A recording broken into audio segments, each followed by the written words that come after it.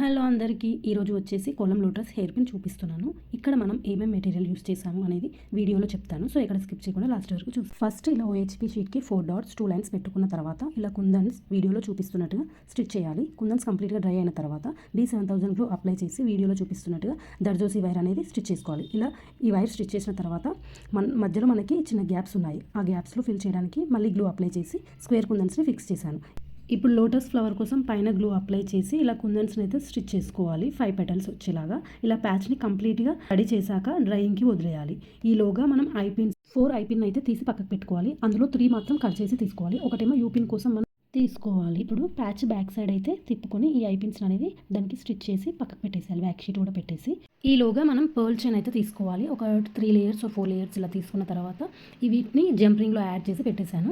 ఇక్కడ మిడిల్ ఐపిన్కి అయితే ఇవి అటాచ్ చేసేయాలి.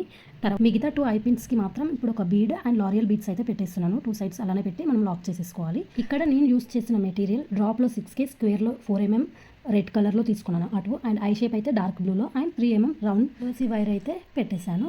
ఎలా ఉందో కామెంట్ చేయండి. Thank you for watching.